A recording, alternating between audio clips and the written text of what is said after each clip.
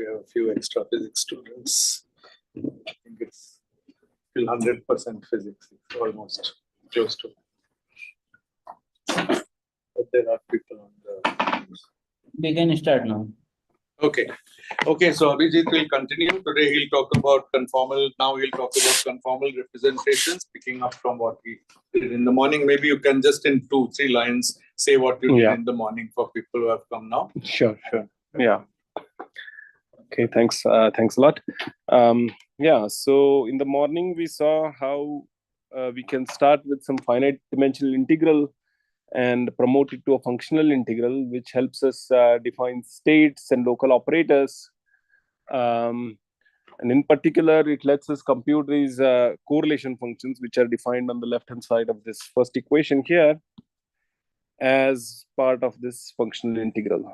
And following Sunil's suggestion, I have normalized it with the functional integral where the insertion is just 1. Okay.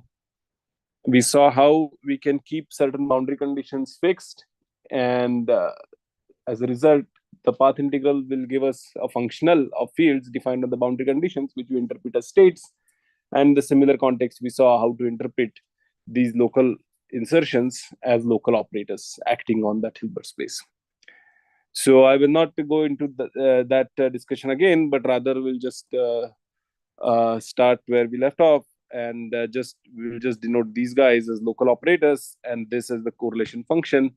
So in particular, endpoint function, because we have n operators inserted at different points. And this weight, exponential weight, e to the minus s of phi of x, is some functional of phi. Okay, it's a local functional of phi. It is given by an integral of what we call the Lagrangian density L, which is a function of phi, the function phi, and its derivatives. So we are not talking about functional integrals over some manifold, and here this manifold is taken to be just the flat space, d-dimensional flat space. Phi is a function, any function on it, and d mu phi is the derivative of that. Okay, so now we construct this functional as a local integral of some Lagrangian density, and a sample Lagrangian density is shown here. Okay, and as we discussed, for locality of physics, it is important to have this term. In the absence of this term, all these integrals will break up into individual integrals at every point. But because there is this term, it says that the integration gets support from slowly varying terms, giving us a notion of locality. This quadratic term is called the mass term, and this is referred to as a coupling. Any sort of non-Gaussian term, non-quadratic term in the exponent is referred to as a coupling. Okay. Now, as physicists, our job is to compute this or study these correlation functions because they are related to important physical observables such as scattering matrices in quantum field theories or critical exponents in conformal field theories and so on.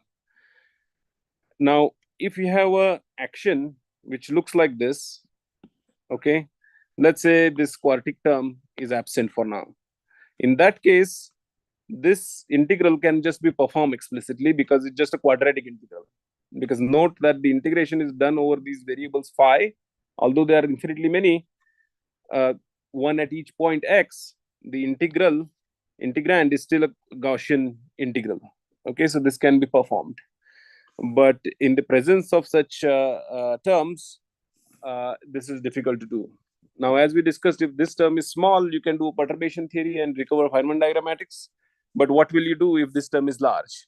Okay, in that case, one option is to put this integral on a computer. Okay, so remember we went to this continuous space X from the index space by promoting the indices to this continuous space. But now when we put this on a computer, we kind of go back and think of this as a discretized value and reduce this infinite dimensional integral to a finite dimensional integral, but a large dimensional integral, nevertheless finite. But a computer can do it. So that's one option. The other option is more of a abstract approach where we look at these observables. So let's say, this is some complicated function. It's not a quadratic function. It has this and maybe some other things that we don't know about. Okay. But whatever it is, it will help us define these correlation functions. And then we can study the properties of that correlation functions. Okay. Symmetries of those correlation functions and try to constrain the correlation functions themselves.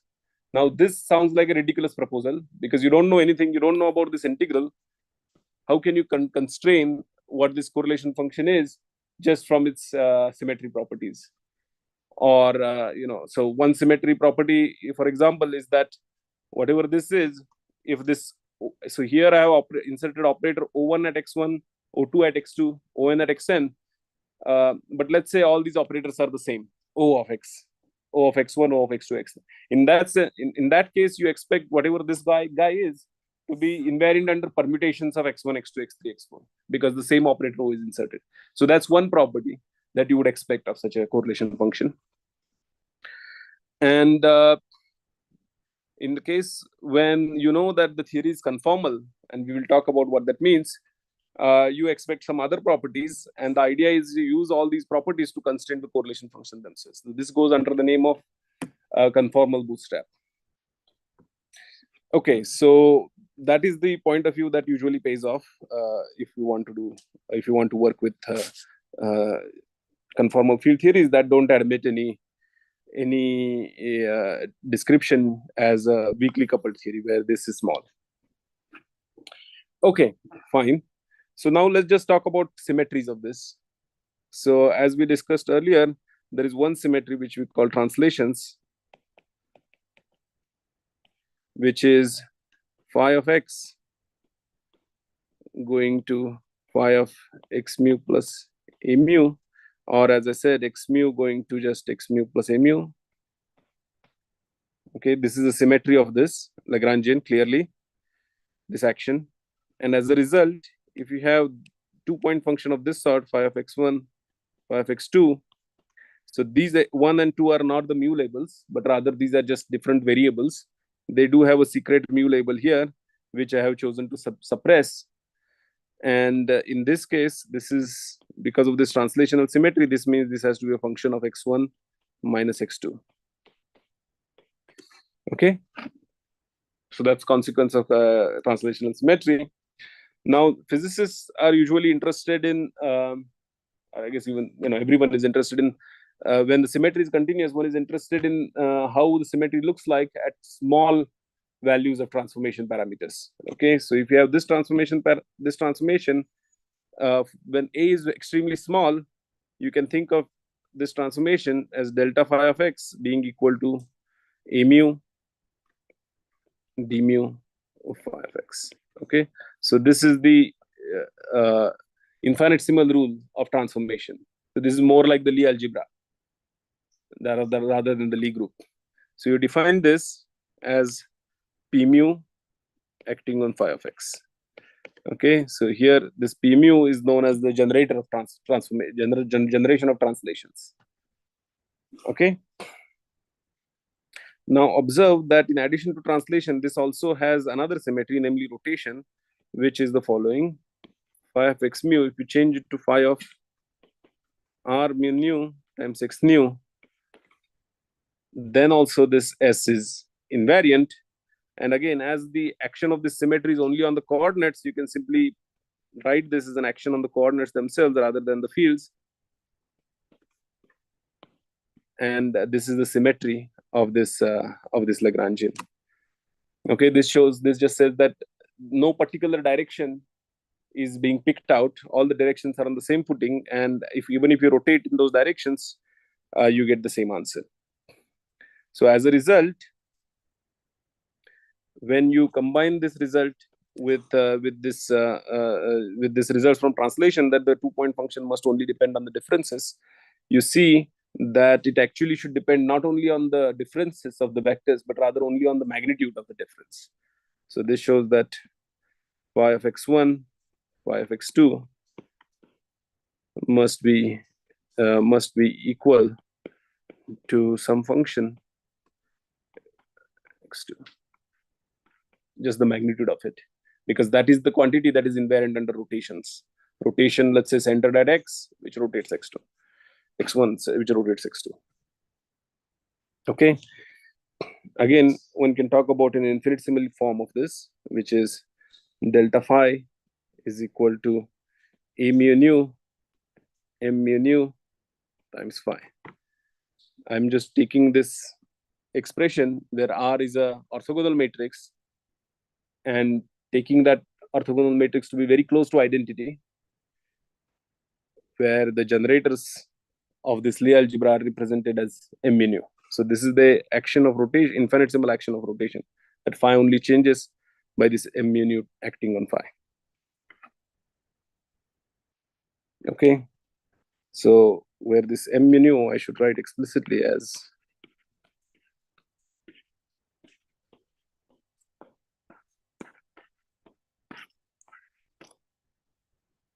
okay. So this is what I'm calling m mu nu. And now one can talk about the Lie algebra. So this is a familiar Lie algebra of these rotational generators. M mu nu, m rho sigma, their commutator is given as delta mu rho m nu sigma minus delta nu rho m mu sigma plus delta nu sigma m mu rho minus delta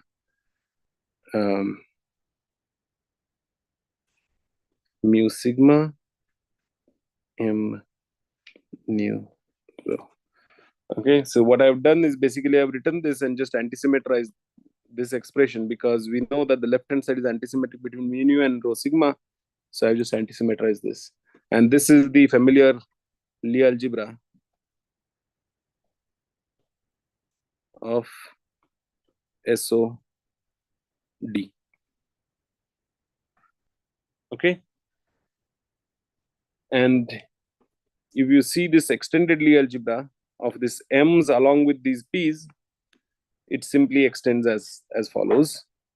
So p nu, of course, these commute, because if you translate in one direction, then translate in another direction, it's the same as translating in the second direction first and then in the first direction.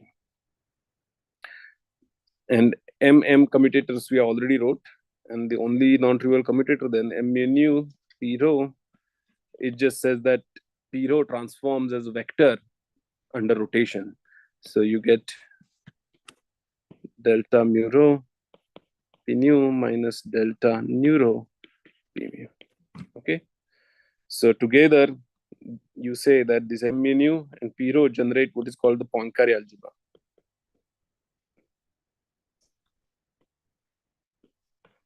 And quantum field theory, these are the two symmetries that are indisposable.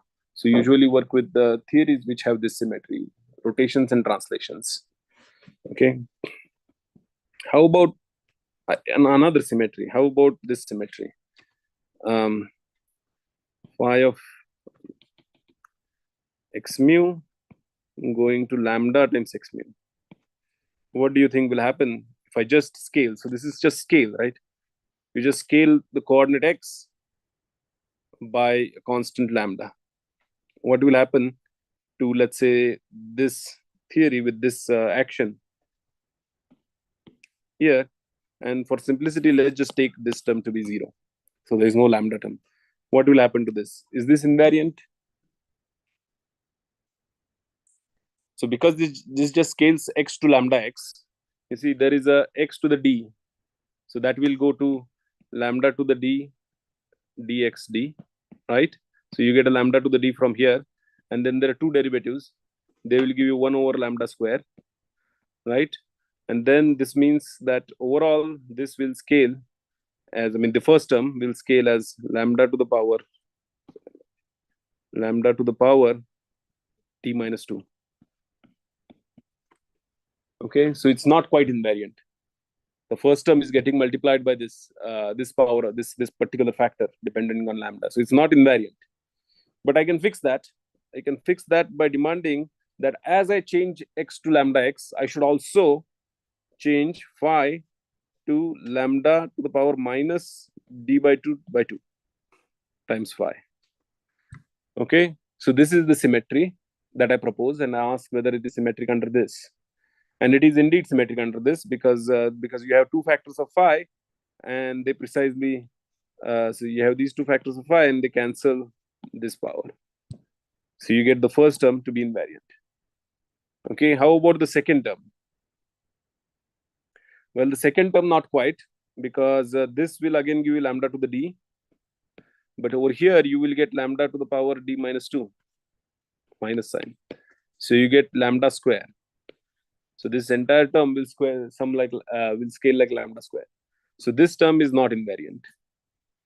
But let's say I did not have this term. If the mass is 0, then this Lagrangian is indeed invariant under this scale transformation. Not quite this, but in addition to that, you would also have to do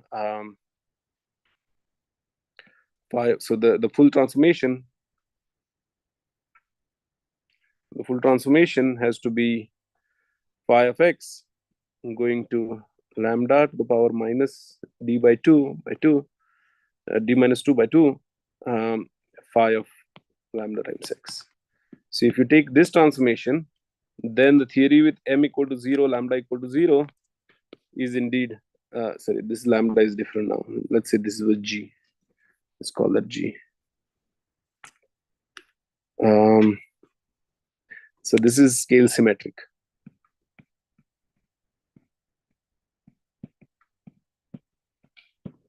Is this clear?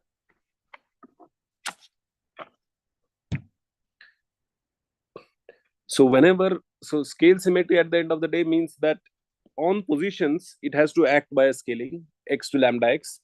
And on other variables, other fields of the theory, these functions phi of x, they can act by some scaling. Here, you see that the right scaling that is required goes with this power, lambda to the d minus 2. So in general, an operator O of x will go like some lambda to the power delta minus delta O times O of x.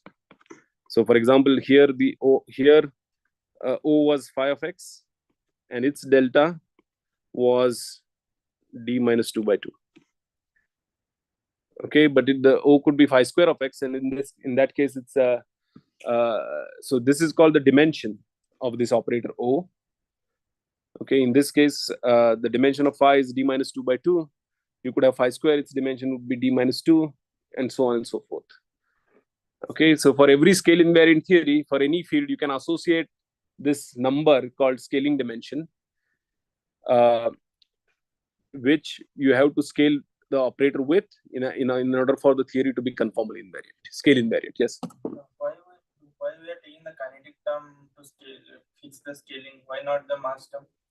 Because the kinetic term is essential for describing the theory, while the mass term is not. So I could just set mass to 0, right, and negate a theory with only the kinetic term and make sense as a theory. But let's say I pick the mass term and assign that scaling dimension for phi so that the mass term is invariant, while the kinetic term is not.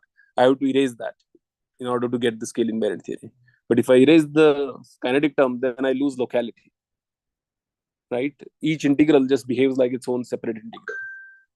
That's why it's important to have the kinetic term.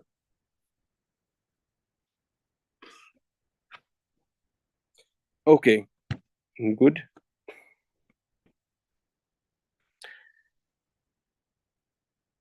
Fine. So now, whenever you have so this was a very simple example of a scale invariant theory. This theory involved only a very simple action, namely just this quadratic action. Right? Now you could have said, how about this term? Right? Now, in general, this would scale like lambda to the power d minus 2 by 2 times 4, right? Because there are four phi's, right? So you would get some scale that you don't quite that doesn't quite work. But for d equal to 4, you will see that this indeed cancels. The weight of this cancels this. So at least in d equal to 4, this is also scale invariant term that you can add. Okay, but because this is not a Gaussian term, right? This is an interacting term. So the actual theory, interacting theory, would assign a different weight to phi, for which this will not be a scale invariant coupling anymore. Okay, so when the theory is not simply free theory, meaning Gaussian theory, you have to be careful in assigning weights to operators. Okay, so another thing I want to say is that whenever the theory is scale invariant, it is observed that it is also invariant under what is called special conformal transformations.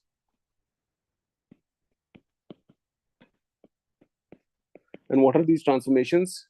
These are the following: phi of x, they go to phi times x mu minus a mu x square divided by 1 minus 2 a dot x plus a square x square. Okay, so it's a very funny type of transformation, but it is invariant under this transformation. Any theory which is scale invariant also satisfies. Yeah, so that is the observation, right? But exactly, I was going to say that it is unclear why this is true. In all physical systems that we see, whichever are scale invariant, they happen to be special.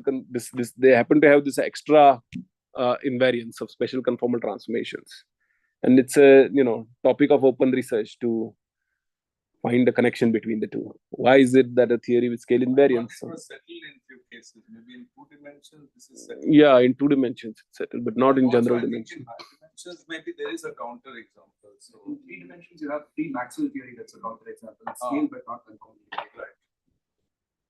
Okay, 3 dimensions. And there's another example also for some dipolar fixed point. Yeah.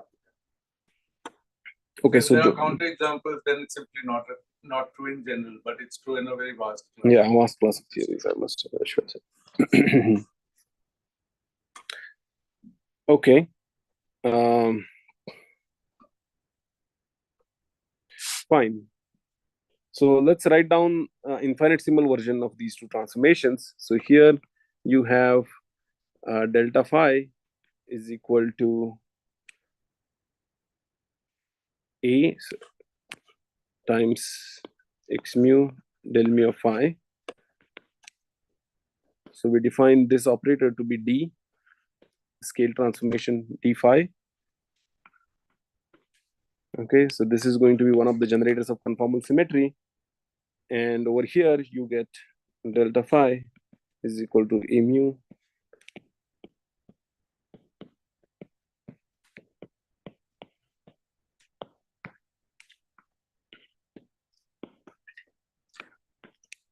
Okay, so here I've defined this guy to be the special conformal transformation given by K mu. Now, even though this may look funny, there is actually a very simple way of understanding it. It goes as follows. So on this space RD, you can define this operation called inversion, which takes x mu and send it to its inverse. So this goes to x mu by mod x square. So this is kind of like x going to 1 over x, but in the same direction, given by x mu. So if you have this much vector in this direction, this will become its inverse. This magnitude will become its inverse, but in the same direction. Okay, so let's denote this transformation as inversion I.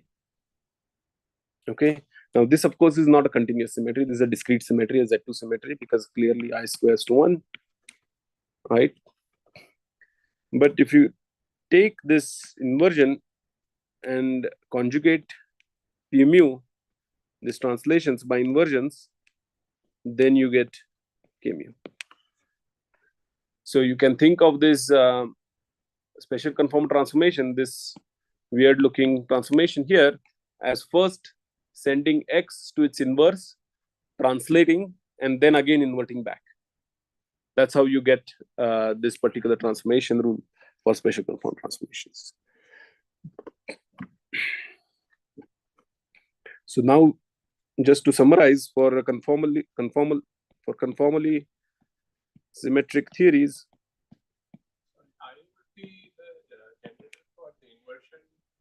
Not generator, it is the inversion, because it's not a continuous symmetry.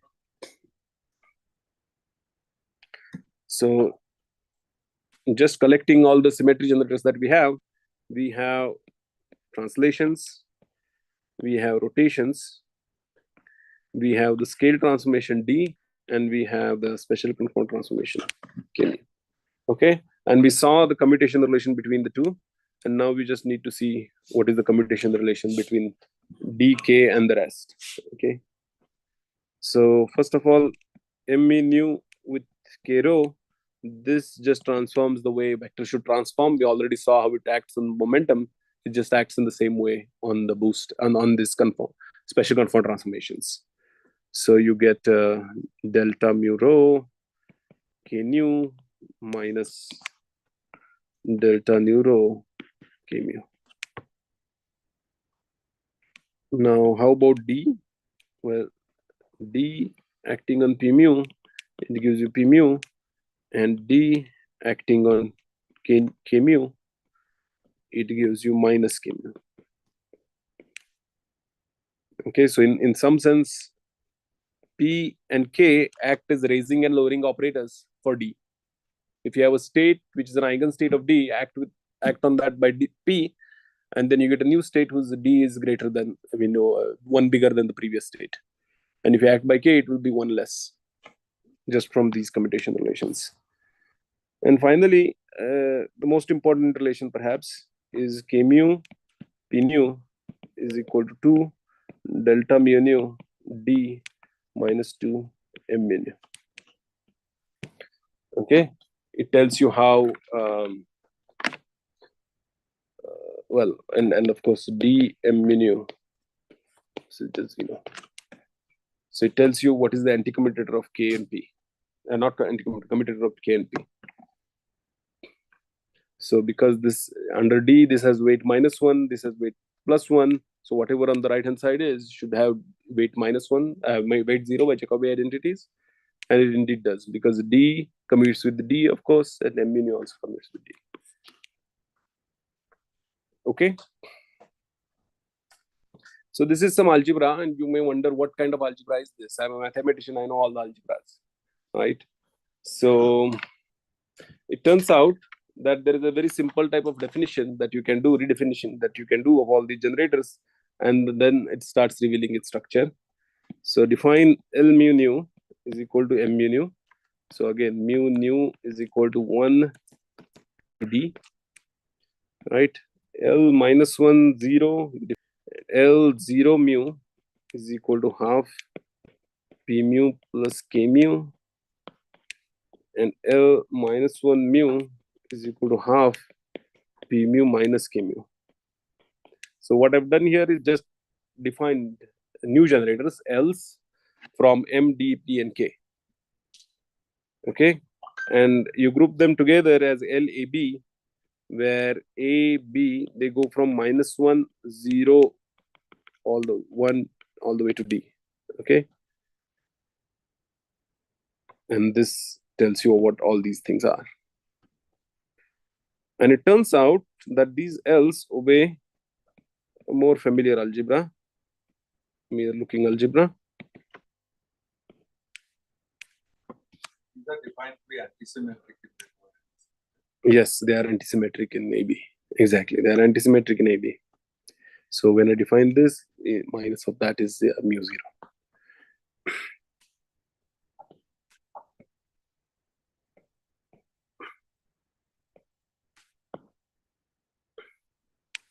Basically, antisymmetrize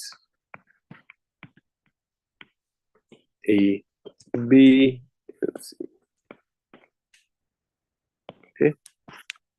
So this tells you that what this, and here this eta matrix is the following. So only for -1 entry. So these labels are -1, 0, 1, 2, 3, 4, and so on. So for -1 entry, it is -1, and for 0, 1, 2, 3, this matrix is just identity. Okay, so this is a familiar algebra, then the one that preserves this particular form, and this is known as SO 1 comma D plus 1 or D plus 1 comma 1. Okay, so conformal symmetry in D acting in D dimension actually furnishes this algebra of SO D plus 1 comma 1. Now that's kind of somewhat intriguing, right? How is it that these weird looking transformations, in particular the special conform transformations which act so weirdly, how is it that it is a part of SOD comma 1, SOD plus 1 comma 1? Is there a simpler way of understanding this SOD plus 1 comma 1? SOD plus 1 comma 1 naturally acts on R D plus 1 comma 1 as rotations, right? Linearly, it acts linearly on this. And one could wonder, is there any sense in which the original RD is related to this? So that I can take the linear action on RD plus 1 comma 1 and compute from it the action on RD. And indeed, there is a way of doing that. It goes under the name of embedding space.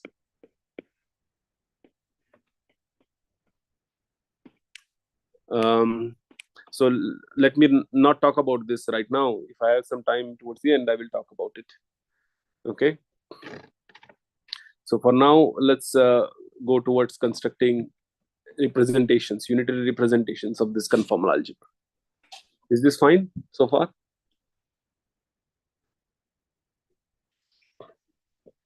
Okay. Now, before we construct these, let us look at consequence of symmetries on certain local operators of the theory. Okay. So it turns out that whenever there is a symmetry of the Lagrangian, there exist in the theory certain local operators which satisfy certain conservation equations. Okay, and these equations are quite important. And this theorem goes under the name of Noether's theorem. Okay, so we will review that a little bit.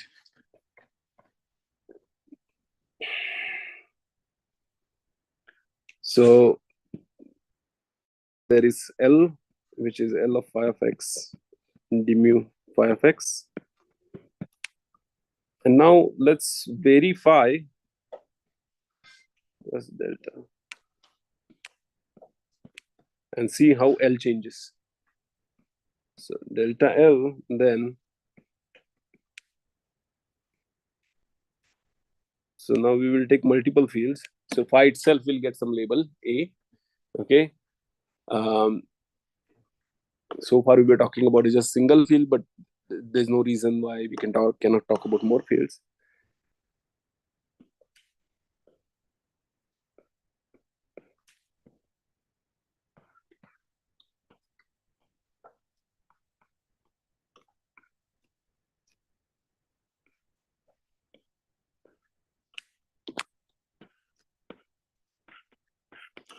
Okay, so L is a function of these two things, and I'm changing phi by delta phi.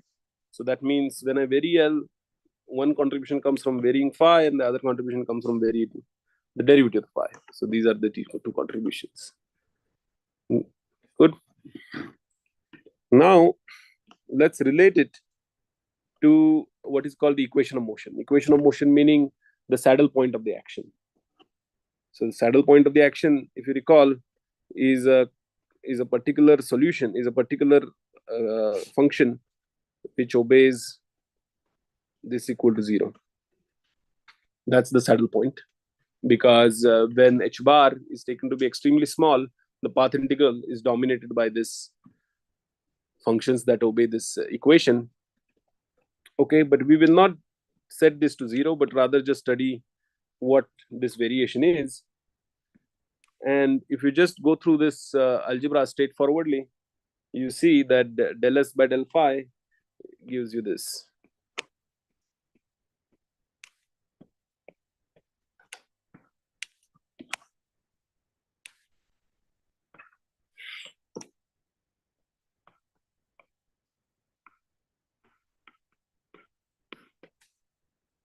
Okay, And setting this equal to 0 is what is called the saddle point equation or Euler-Lagrange equation of motion. But this is just an identity that the variation of action is simply given by this expression. Okay. Now, Sorry, left side is an integrated quantity, right side is not. yeah, it's x dependent here. Oh, but You will get some delta function, and then that will just continue. and there's some integration by parts involved. Right? Yeah, yeah. Wouldn't that be a surface integral of a system? Is that assumed to be zero? Integral of a surface system. Maybe I'm just missing something.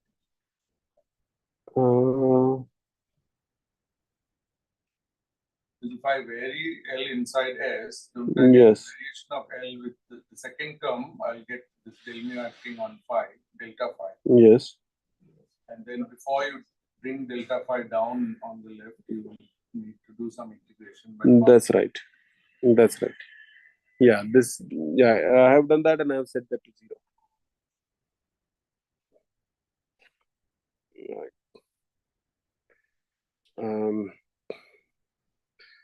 Okay.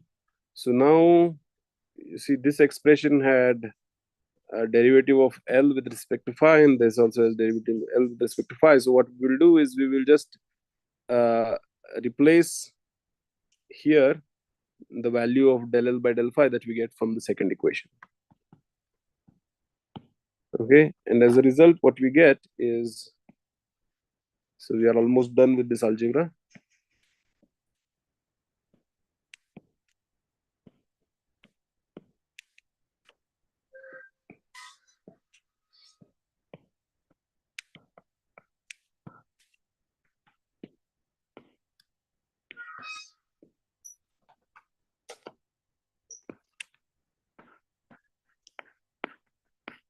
Okay, so it says that the change in action, change in the Lagrangian must be related to the change in the field phi in this way. Here we have not made any assumptions so far, well, except for this, we have ignored the boundary term of this integral. Okay, so now we see the following. If delta phi is such that it's a symmetry of the Lagrangian, so if delta phi implies delta L equal to 0, which is the symmetry of the Lagrangian, then on equation of motion, meaning on fields which satisfy del S by del phi equal to 0, we get, so because this is a symmetry, I have this going to 0, and because the equations of motion satisfied, I set this to 0, I get that del mu j mu must be equal to 0, where j mu is equal to this term in the bracket.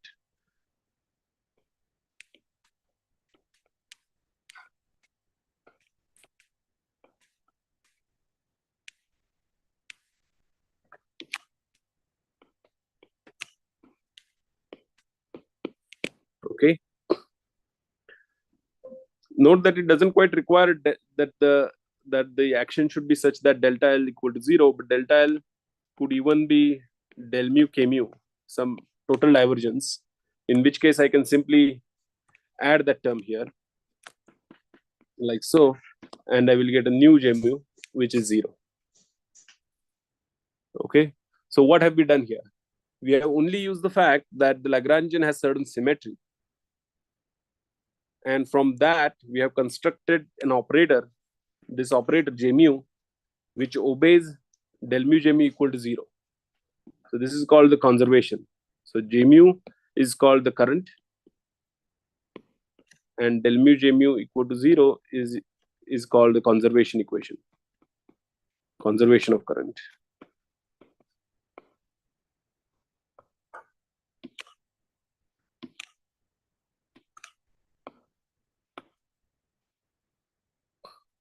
Right now, you may wonder that this is an equation that holds true only for field configuration that satisfies the equation of motion, but we are doing quantum theory. So why is it that I should care about such equations? Well, you see that you can actually show that this del mu j mu equal to 0 is true as an operator equation. Meaning, if you have del mu j mu of x1, let's say, O of x2, O1 of O2 of x2, and so on, O(n) of xn, as an expectation value, this will also be 0 if x1 is different from all these points. If x1 is different from all these points, x2 to xn, then this, no matter what these O's are, this expression, this correlation function is simply 0. In that sense, del mu j mu is 0 as an operator.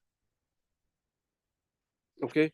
One quick way to understand that is that when you do saddle point integrals, right, you are supposed to take the value of the saddle point and evaluate the integrand at the saddle point, and then multiply them with various corrections that would come from higher order terms of the saddle point, non-quadratic terms.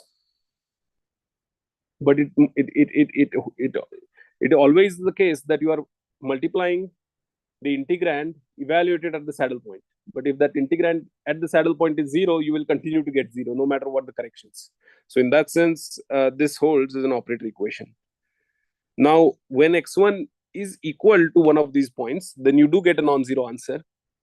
Okay, and those terms are also important. Those are called contact terms, but they will not play a big role in the kind of discussion we were having. So we will not talk about those. We will always take these points to be different from each other. So in particular, this x1 would be taken to be different from all the rest. And then del mu j mu equal to 0, as I said, holds as an operator equation. Now, what else can we say? What else can we say about this J in a theory which is conformally invariant? Now, as I said, in a conformally invariant theory, you can associate scaling dimensions to various fields, right? So how about the scaling dimension of J? Can we compute the scaling dimension of J? Well, sure. So as I said, so J is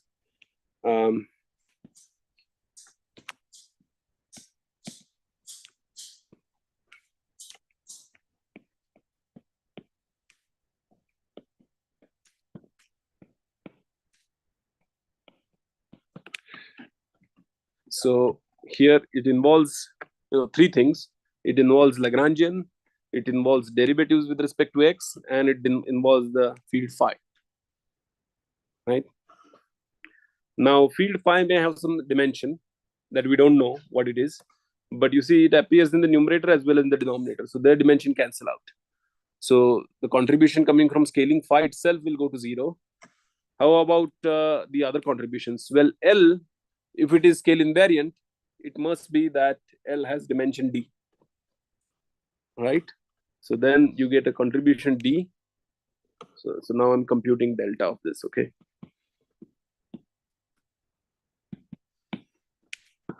So L has a contribution, L has a contribution D, and then we have derivatives. Well, this derivative cancels with this derivative, you simply have this derivative left, and that's in the denominator. Okay, so that gives you D minus 1, because the length itself had a dimension -1, because remember I defined O of x delta of that as invariance necessary for transformation necessary for scale invariance, which is minus delta O x.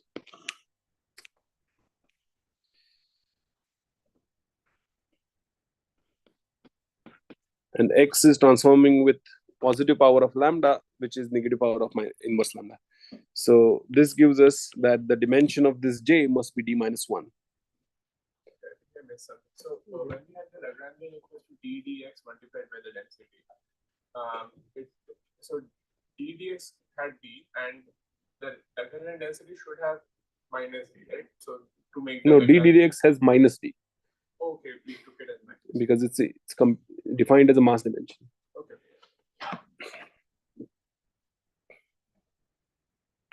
Okay. Fine. But note that here I'm assuming that this delta phi has the same dimension as phi, which is indeed true. But sometimes you may encounter symmetry. So here we are working with delta phi. So let's say we are working with some internal symmetry, which is phi of x, let's say complex phi of x going to eat the I theta times phi of x. And then delta phi of x is simply equal to I theta phi of x.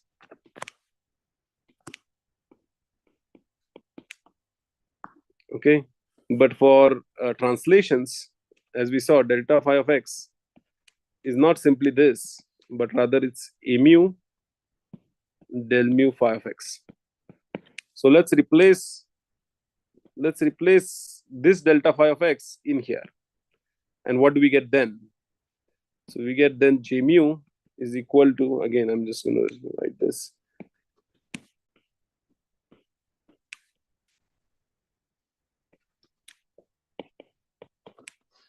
And this here, it's a mu. Mu we already have here, so let's use mu.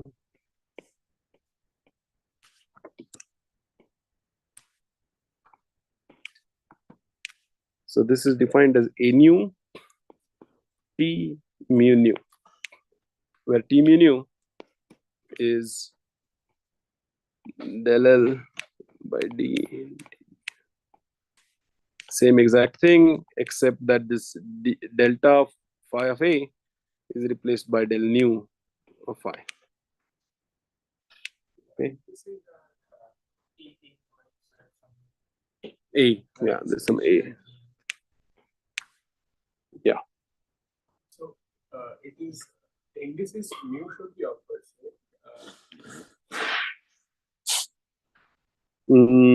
Yeah, I guess this mu index should be up. Yeah, you're right.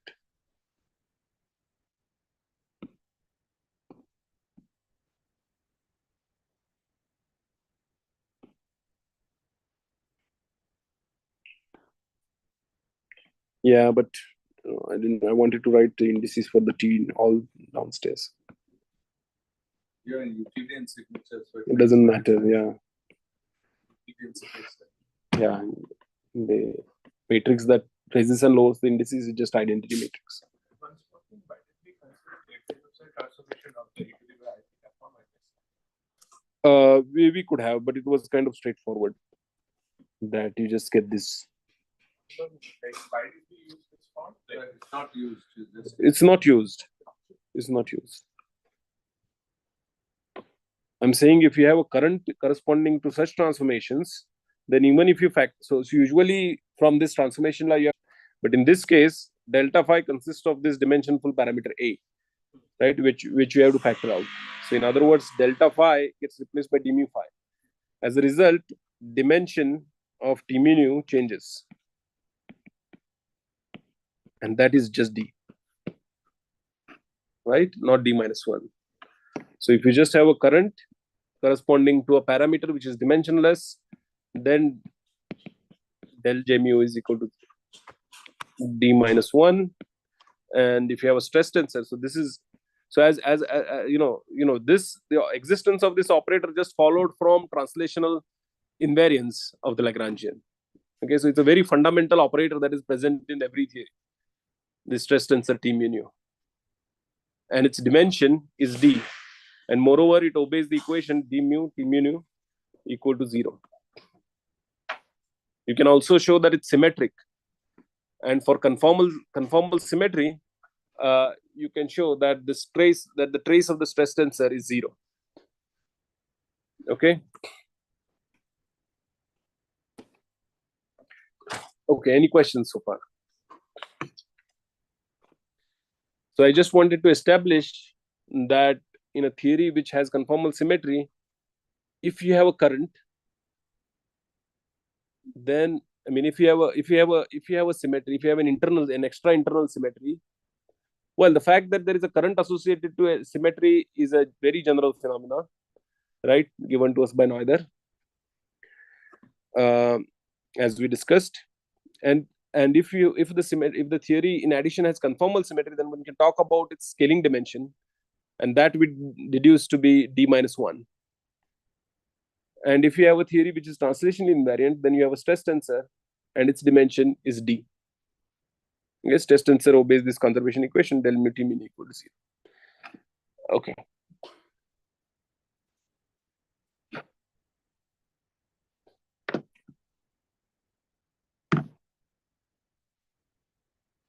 Okay, so if there are no further questions, let's go back to representations. Yeah.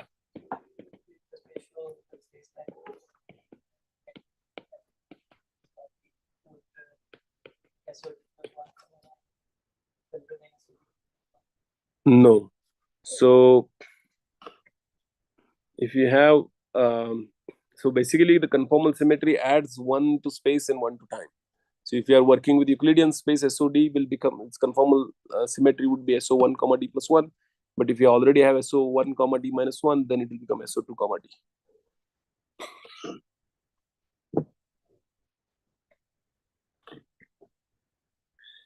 Okay.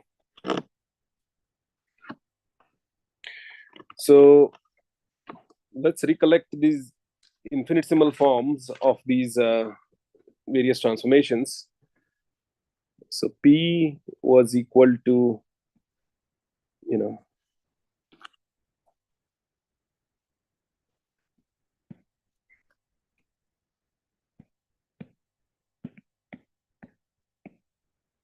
so I'm just reproducing what we wrote down earlier.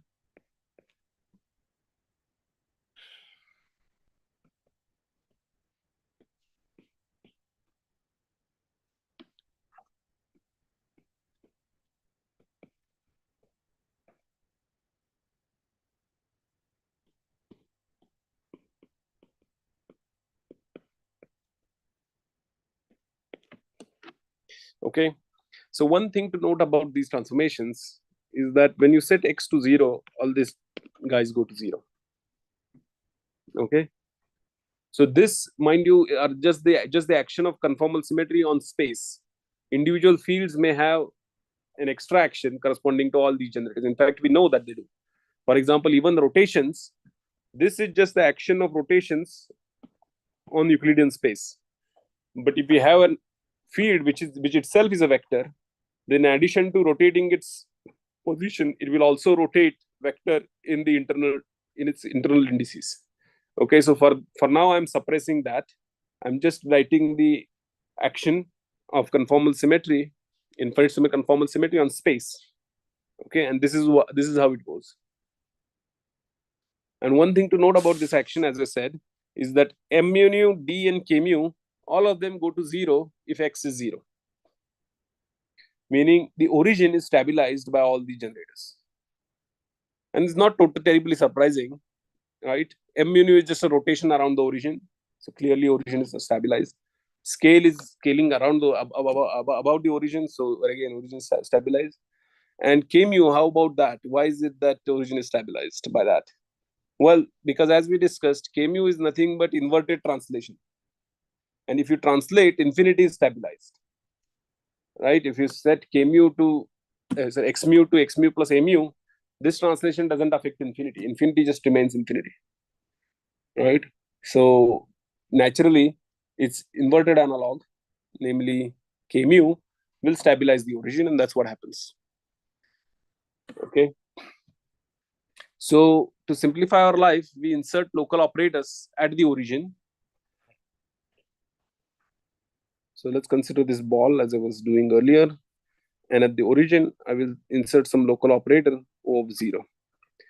And then from this insertion, I will construct a state which I will label as O of 0. Now, the advantage of this is that because O is inserted at the origin, neither of M, D, or K mu will move it. They will keep the local operator at the same point. So we only have to worry about its transformations on the internal indices of this O under this M and D. nk. Okay. So what we will do is we will take D acting on O of 0 to be delta O of 0. So I'm diagonalizing the scaling generator D on these states with eigenvalue delta. So this is just a label for a local operator, which is the eigenvalue under scale symmetry del D. And moreover, this could have an extra label mu or A even. It doesn't need to be mu. So this is a label which tells you how O rotates under rotations, under these SOD rotations. So if you have M mu nu acting on OA of 0, it may transform in some other representation, not a vector representation, but it may transform in a spinor representation.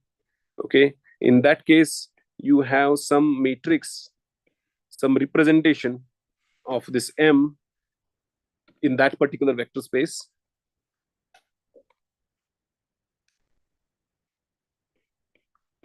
And you will obtain a transformation which looks like this.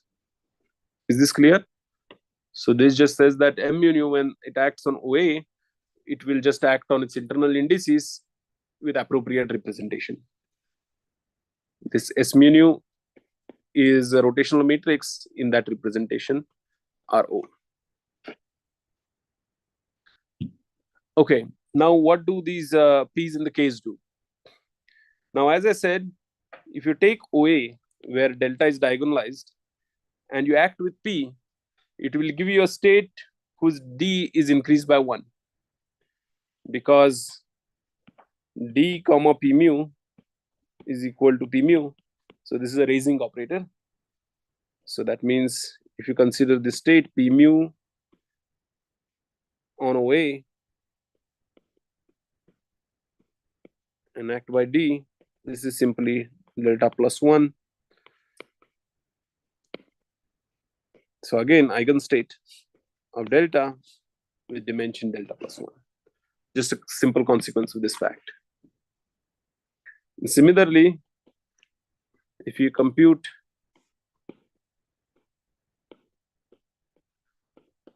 the action of D on K mu on OA, this gives you delta minus 1.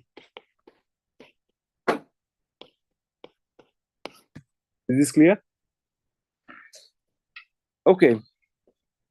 So just like as for SU2, the way we build representations is we consider highest weight representation or lowest weight representation, where we consider the state which is killed by the lowering operator. And then from there, we construct the representation by acting on it by raising operators. So we do exact the same thing here. We take a particular state in this representation, which is killed by K, the lowering operator. Okay, so let's write. So such states are called conformal primaries. Conformal primaries. They have the property that K mu on OA is equal to 0.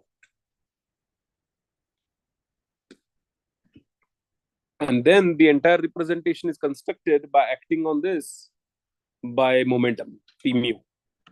So you have the next level at delta plus 1. So this is delta plus 1. By delta, I just mean this guy. And then you have P mu 1, OA of 0. And at delta plus 2, you have P mu 1, P mu 2, OA of 0, so on and so forth. And in this way, you will construct this entire tower of states, in particular, infinitely many of them, as a representation. So this will give us the representation of conformal algebra. Okay, so unlike SU2, where the representation truncates, here the representation does not truncate, just goes on forever, giving us infinitely many states. Now, how about the delta, the conformal dimension of the primary? Can that be anything? Well, so you can answer this question by demanding this representation be unitary. So you demand that this representation is unitary. By that I mean that every state in the representation has a non-negative norm or a positive norm. So for that we have to define what the norm is. Okay. And in the previous, yeah. Can you acting on this theta, how it's 0 or what It is defined to be 0. is defined? O is defined by the fact that K or O is. That's the definition of conformal primary.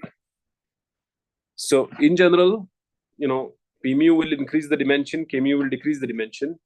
But just like in the SU2 case, where we consider the state which is killed by the lowering operator, and then from there we build the state by acting on it by raising operators, we consider this state which is killed by K. Okay, so we consider that is the property of the representation. This is called lowest weight representation or highest weight representation. You have been signed out of Zoom.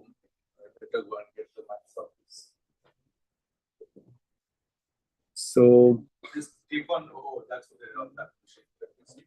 But I assume that means it's no longer transmitting on Zoom. is it mine or what? Not mine.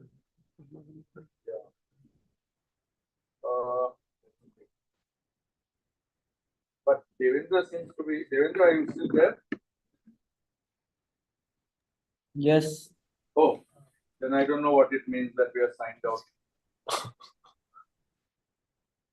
Let's just continue. No, I can't do that. Oh, okay. Okay, you're still there, right? Okay. Okay.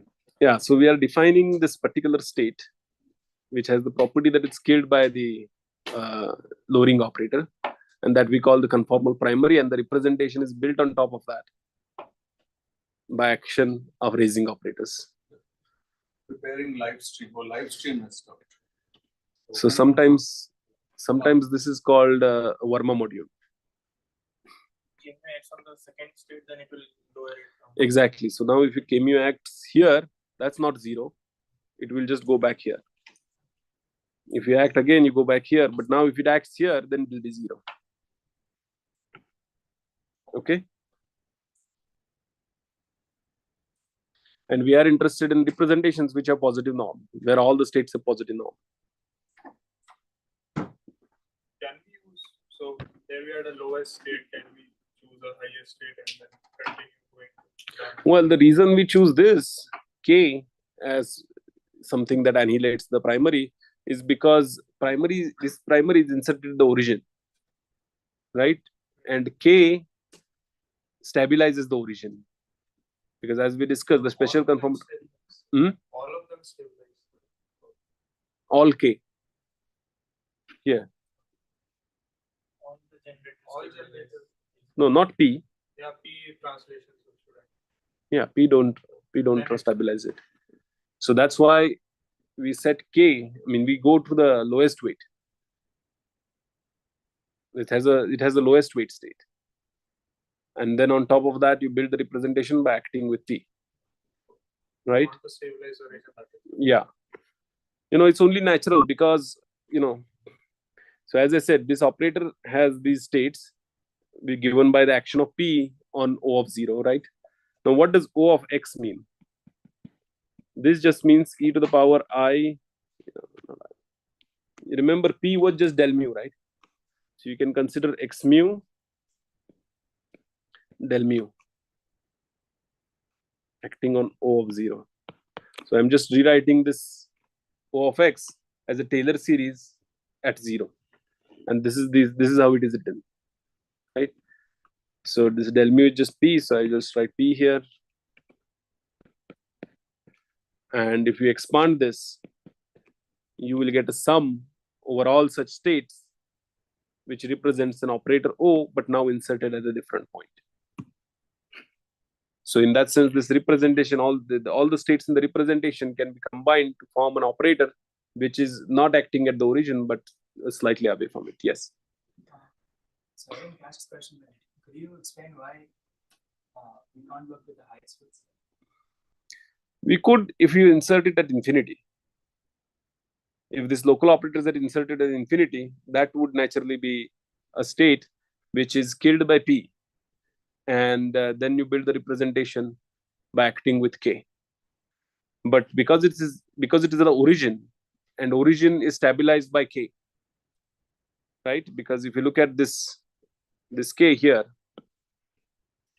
you can see when you put x equal to 0, this K becomes 0, right? So it's only natural that you set on a particular state K equal to 0 and generate the rest of the state by acting with P. And as I explained, that all these states now can combine to produce operators that are away from the origin by doing this Taylor decomposition. Okay. So now, what is a norm? So in the previous lecture, we described how to construct a norm. So you consider a sphere, and the norm, if you have a state given on the southern hemisphere, psi or O, so you have this is the origin, let's say, O of 0, and you construct a state on this equator, then the dual state is constructed by inserting O on the northern hemisphere. This is the definition of my norm. This is the norm. And this I expect to be positive. Okay. So in order to understand this dual structure of the state, another way to say that is what is the Hermitian conjugation in the Lie algebra, right? If you have P, what is its Hermitian conjugate? What is the Hermitian conjugate of P mu? Now you have to go from the northern hemisphere to the southern hemisphere or vice versa. And the thing that does it is inversion, right? Because inversion, so here this picture was on the sphere, but all these generators, we defined them on RD, right? So this reflection across the equator on the sphere, it maps to inversion on the plane, on this flat space RD by stereographic projection. Okay, so we define P mu dagger is equal to I P mu I. So in other words, this I is what is called this involution, this Cartan involution, which gives us the real form. And this is nothing but K mu. Okay, so this is going to be the hermiticity condition that will help us impose bounds on this conformal dimension delta. Okay, let's see how it does it. So consider this O. For now, let's not even take any label A. O of 0. And act on it by some P0. So I picked one particular direction. So P as a vector, I picked a particular direction 0. And I insist that this norm be greater than or equal to 0. Right? So that means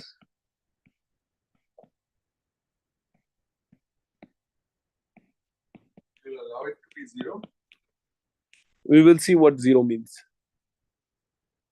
Yeah, for now, let's just say greater than 0.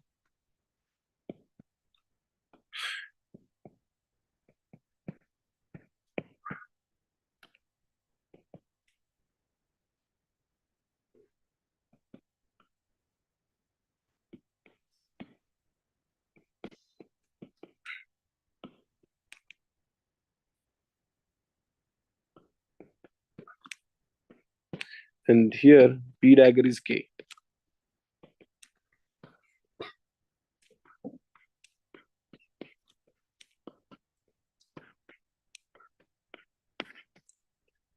And now you have K0, P0 here. Now from here, we can go to P0, K0 at the expense of the commutator.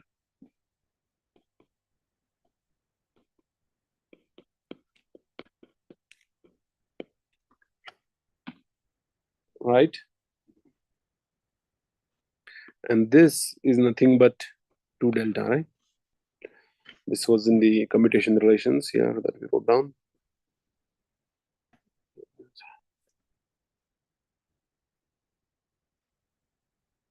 Yeah. So when you have 0, 0, this m goes away. 0, 0, this is just goes away and you get 2, 0, 0, 2 delta. Yeah. M 0, 0. It's an antisymmetric.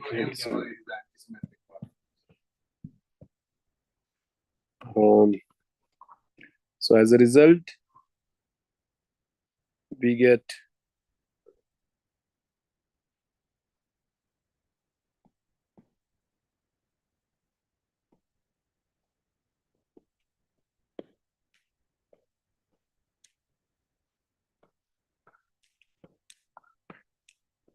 so if your original state primary had a positive norm, then in order for this descendant, so I should have said that once you start with this conformal primary and act with this p mu's, the states that you get, you call them descendants of a particular primary. So once you have the if the primary has a positive norm, which it should, then in order for the first descendant P0 to have a positive norm, delta must be greater than 0. Right? What if it is equal to 0? Well, that means all the descendants are also 0, because P0 will have a 0 norm. If the state is 0 norm, then it's just 0. So all the descendants just vanish, and you have only one state in the module, namely primary state with delta equal to 0. Okay, this is sometimes called the identity operator. Okay, meaning no insertion whatsoever at that point. You just have no insertion. Okay, so this is good. We already got some interesting result that in order for the representation to be unitary, the scaling dimension of any operator must be. So this argument would go through even if you have some label A, for example. And so a dimension of any operator must be greater than 0. You could need not. You could take any component. That's fine. Yeah. I mean, 0 is not really time because we're in Euclidean space. So 0 is just like any other operator. And also, do you require the primaries to be eigenstates of D? Yes, very important. So the primaries are defined to be eigenstates of D, transforming the particular representation of SOD and being and killed by K. That's the definition of primary. And then you build the representation by acting on P, acting on it by P. Okay. Now, it turns out that if you have a primary state,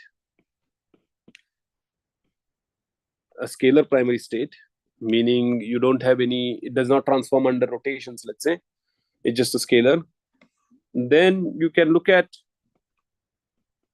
the descendant at second level and demand that this guy's norm is positive, right? And this equation, if you just follow through the steps as before, you will get this to be,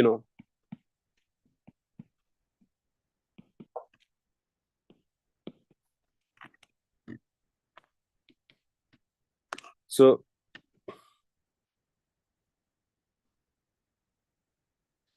the right thing to do is not to require the norm being positive, but rather, one second.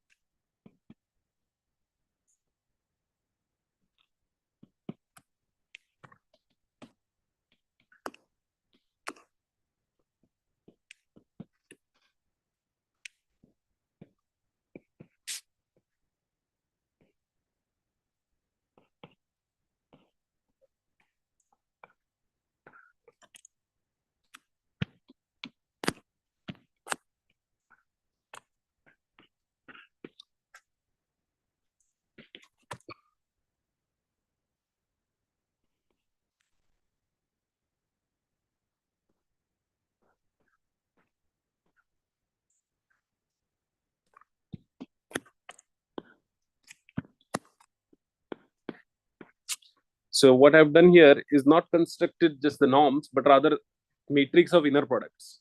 So I've constructed these states. These states are labeled by mu2 and nu2. And for all such states, I've constructed a matrix of inner products, which is this n. And the consequence of positive norm is that this matrix be positive definite.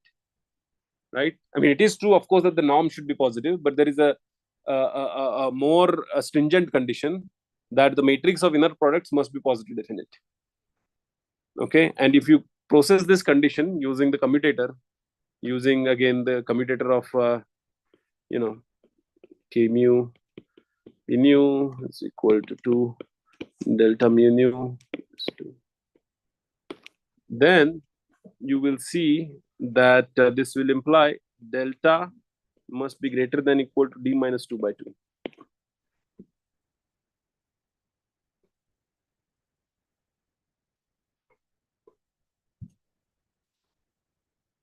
Okay, so this you can take it as an exercise. Start with this matrix of inner product and imposing positive definiteness, show that delta must obey this inequality. Yeah, so again, there's this inequality or equality. So we can talk about what it means to saturate it and so on. So let's do that. So what does it mean? Yeah.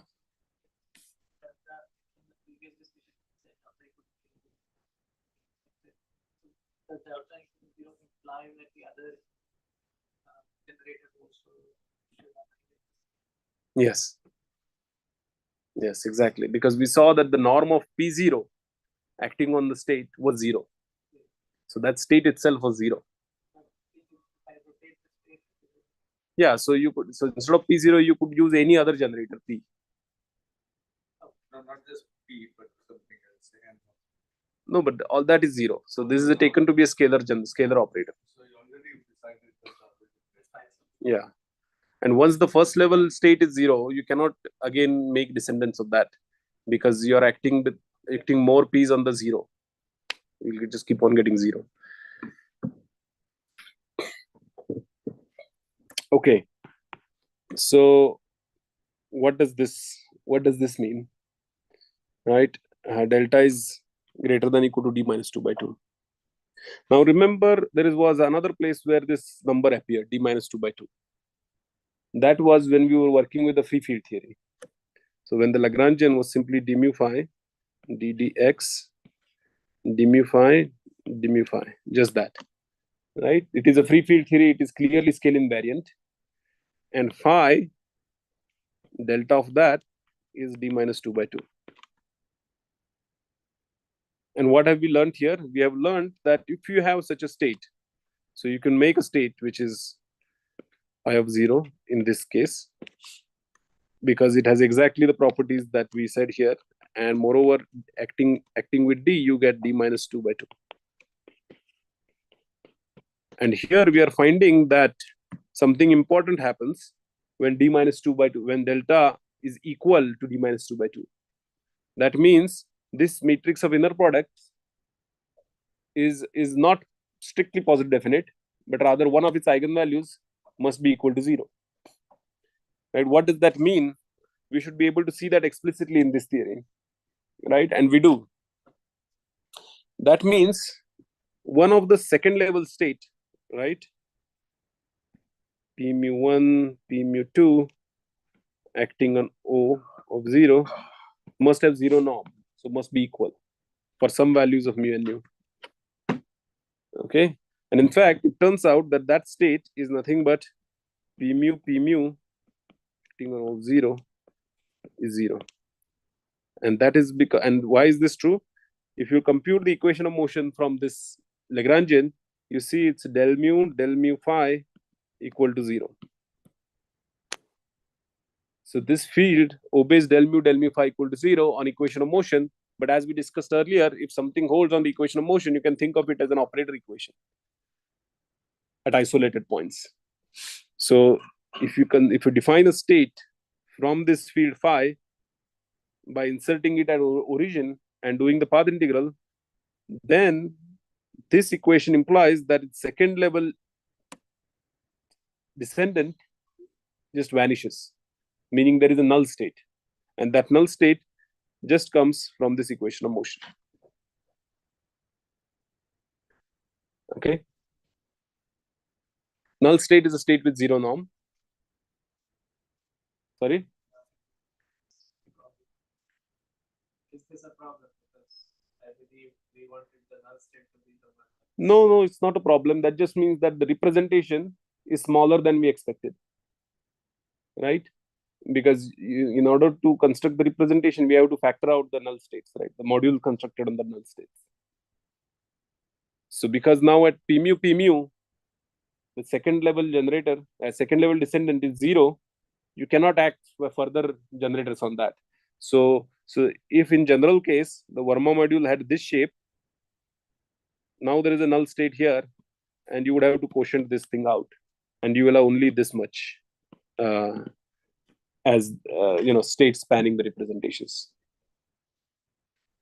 So this just means that the representation is a short representation rather than a long representation. So this terminology we will use on Monday a lot when you work with supersymmetric or superconformal representation theory. That this phenomena of short and long multiplets is quite interesting, ubiquitous. Here that happens for a very special case when the field is free. When the theory is just free, the representation, the conformal representation is not the full representation as you would expect from just acting with p mu's, but at the second level there is a null state, and the entire module that you constructed on that would be a null module, and you have to mod it out. So you have shown that if I have a massless free field, then it has a short representation. Yeah. But do I know that if there is a short representation, then it must be a massless free field? Does it work in the other direction? No, but short representation meaning where the primary is, primary is a scalar primary. Let's say. Yeah, then yes. Then the answer is yes. Does it follow from what you have done? Because capital D is small d minus 2 by 2. Because you also know that the null state is actually p mu. Okay, that equal to 0. Okay. So that's a box phi equal to 0. From that we learn that the equation of motion of the field, actually in a way from the state operator. Yeah. Exactly. That whatever that operator is describing a free field. Okay. So now we can look at, let's look at, so here we discussed conformal primaries that are scalars that did not transform under rotations. But now let's look at conformal primaries that transform under some rotations in certain way. Okay. So let's consider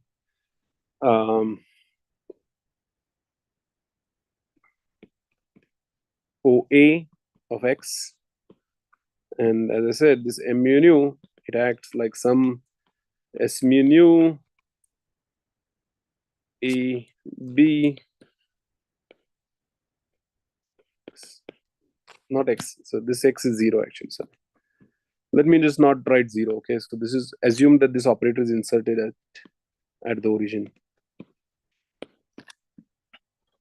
By the way, here I should say, I mean, you could have complained, how about higher level descendants, right? Here I analyzed the first level descendant, second level descendant, and I got these conditions for null states. How about higher level descendants? Would they give some other conditions? Well, the answer turns out to be no.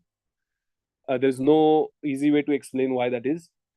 It just comes out. I mean, there and there, you have to prove it and so on. But if you just keep on calculating it for a few more generators, you will see that you will just get the same constraints and nothing extra that you get from considering higher level descendants. Okay. So you have this primary, meaning it obeys this condition. I mean, this transformation law under rotations. It is defined to have conformal dimension delta, and as always, it's scaled by k. Okay. And now we will demand that this matrix of inner products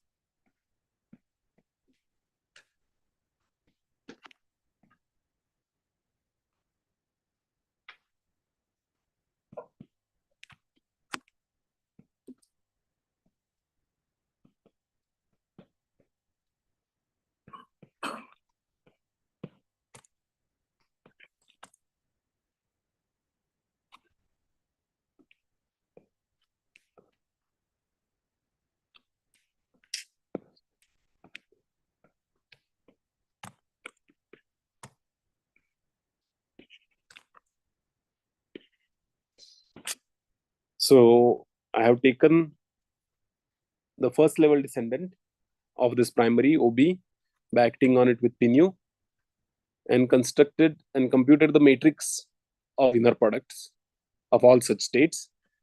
And I've called it this matrix N. And just like before, we require this to be positive definite. So you want N to be, again, positive definite. I mean, it could be semi-definite, in which case we would have to understand what it means for the inequality to saturate and what are the null states and so on. But let me just say that N needs to be positive definite.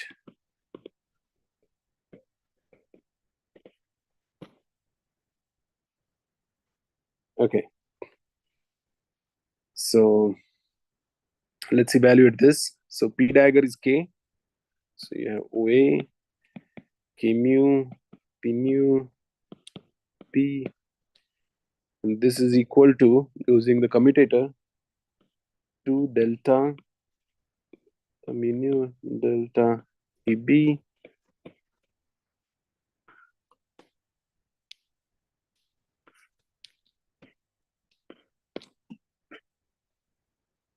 okay. So this is what we know from the commutator, and this is the matrix, and this needs to be positive.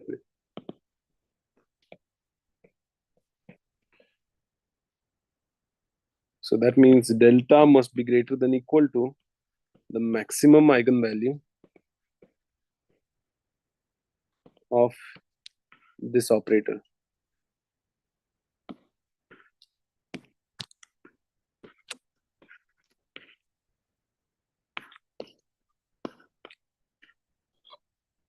Okay, so you think of this as a matrix in this space, mu nu going to nu b, mu a going to nu b. So that's a matrix, and you consider this maximum eigenvalue, and delta must be greater than that in order for this matrix to be positive in it, because the matrix that multiplies this delta is just identity matrix. So that is just that will, no matter, even if you were to change the basis for S so that you diagonalize it, this identity matrix will remain identity. So the eigenvalues would be 2 delta minus the eigenvalues of that. And in order for it to be positive, delta must be greater than or equal to maximum eigenvalue of this, right? So now we want to compute these eigenvalues of this matrix. So how can we do that? Well, this S has two indices, right? One is a vector index, and the other is some index A, which is an index of a representation of O. So in other words, this operator, it acts on V tensor Ro, where V is a vector and Ro is the representation of O. And we can write this operator suggestively as SA mu nu and RA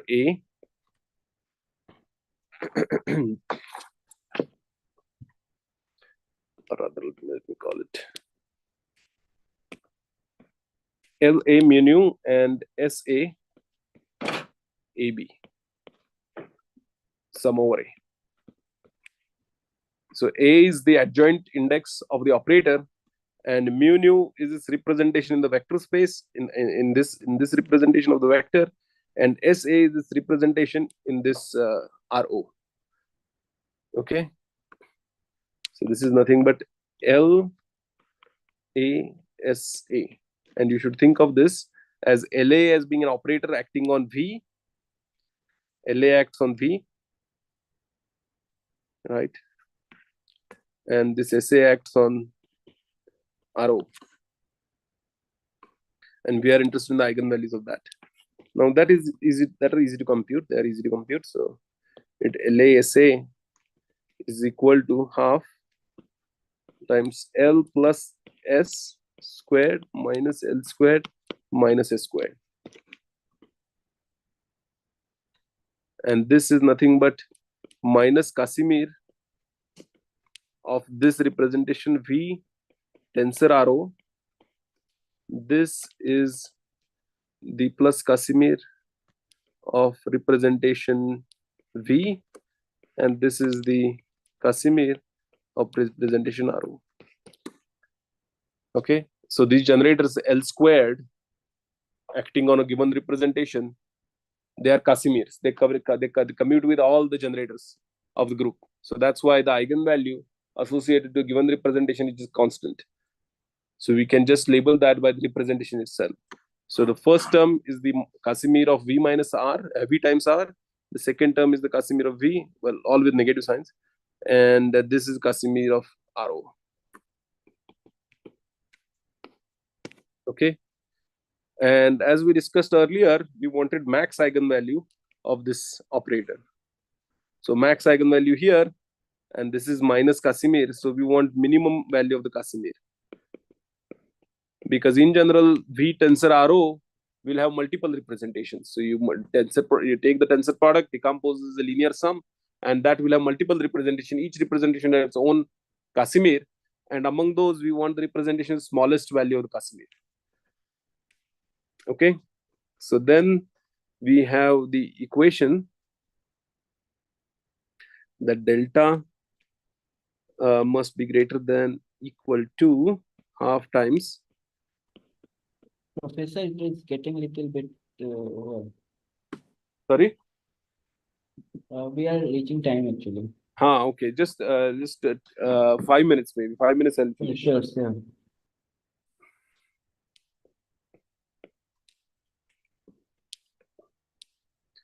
So minimum Casimir of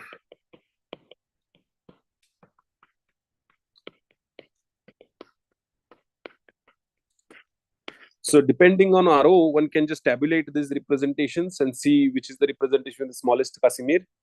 But if this representation RO is of a certain type, then this can just be done as an analytic function. So for example, let's take RO to be symmetric traceless tensor of rank R, meaning it's a representation of this sort. Okay, a rank L, let's say rank L. So there are L products of the fundamental representation. Now, of course, that is not an irreducible representation. This can be decomposed into multiple representations. But of course, from there you can extract an irreducible part. Namely, you symmetrize among all this. So symmetrize and subtract all the traces. So this is what is called the traceless symmetric tensor of rank L. If people are familiar with Young tableau, then this is given by this kind of Young tableau where there are L boxes.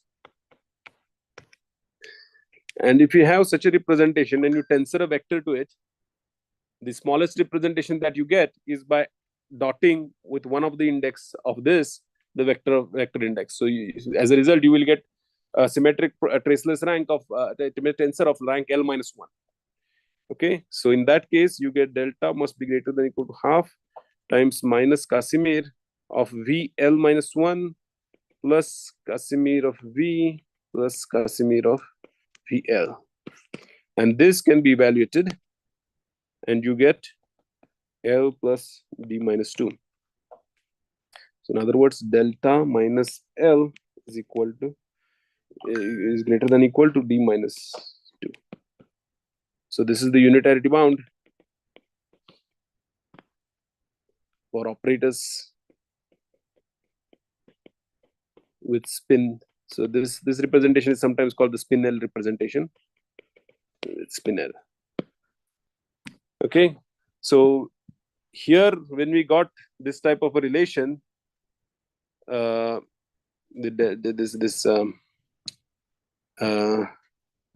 type of relation, we made sense of it using the equation of motion. So can we understand what the saturation of this equation means? When this equation is saturated, that means one of these eigenvalues must be 0, right? And what does that 0 eigenvalue mean? That must mean that there is a null state, and the null state, in fact, appears in the first, not in the second level, in the first level itself, because we are considering inner products of this guy, the first level descendant. Okay, so what are these? Well, let's take L equal to 1. So that means it's a vector.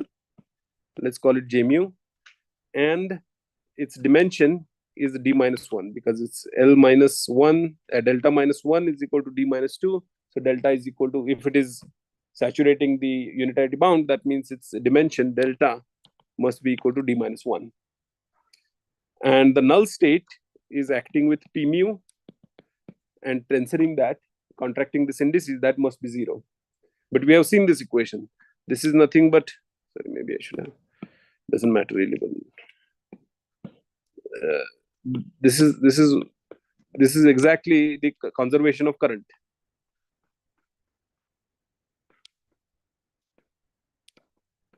So what we learn from here is that the operators, the spinning operators, the operators with spin L that satisfy the unitarity bound are nothing but conserved currents. And their null states are nothing but conservation equation. So at spin 1, we saw these currents just J mu. And the conservation equation is just del mu J mu equal to 0. That gives the null state. At spin 2, it says the dimension should be D. And we also saw, if you recall the discussion, we saw that the dimension of the current is D minus 1. And we are recovering that fact from this abstract representation theory analysis also. Now for spin 2, it tells us that in order to satisfy the unitarity bound, delta must be equal to D. Recall that for T mu nu, the delta indeed came out to be D. And that also obeyed del mu T mu nu equal to 0. So here also we see that the spin 2 operator, which saturates the unitarity bound, is nothing but a conserved current, namely the stress tensor. And the null state is the conservation equation. Okay, so, of course, one could have just simply explained this representation theory starting from this point, abstract algebra and imposing the hermiticity, etc. And you would get some conditions and some unitarity bounds, and you could see that they can be saturated and so on. But because of our previous discussion, we also see that what exactly are the kind of operators that we get that saturate that saturate the unitarity bound. They are nothing but the conserved currents. Okay, so I'll stop here. These are operators. These are operator equations. These are even though for conservation of currents, it's necessary that the equation of motion must be saturated, must be satisfied. As I emphasized, you can also think of them as operator equations.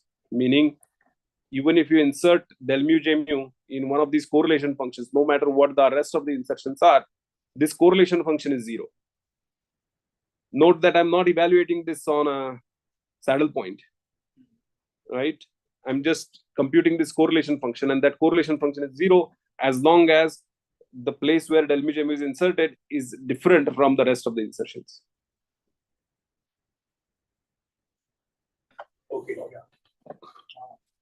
So the choice of inner product was different for the scalar case and No, it's the same. Same inner product. Defined by P dagger is K. Yeah. behind KMU and PMU. That was the inner product of P mu P nu. No. Yeah, exactly. So it depends on inner product of which state are you computing. So for the scalar case, we needed to compute the inner product of a second level descendant. So that's why we had a primary, and I acted on that by P twice, P mu P nu. And then we computed the inner product matrix of such states. And then we got that unitary bound. For spinning guys, already at the first level descendant, you see the null state.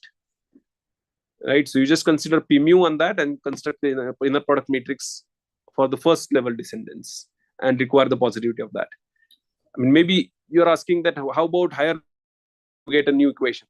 So the answer is no. So these unitary bounds that we got by looking at the inner product of matrices, the matrix of inner products to be positive for the first level descendants, that is the entirety of unitarity bounds. By analyzing higher level descendants, you don't get any extra information. Okay, I think we should actually stop here, and he's still around, I guess, so you can talk to him privately. Because Can you suggest some references for the basic these that you are talking about? Sure. Share the slides with me. I will post it on the web page. Sure. Okay, so he'll post the references. Yeah, I will share you some references also, and whatever. You can mention in the slides below, and it would be put on the web page so people can. All right. All right, yeah. Okay, so thank you very much. Thanks, Professor Mukhi, for finding almost half of the day for the talk. See you sometime. Very time. Great. It was very nice. Thank you. Thank you. Let's see. Who was I trying to talk?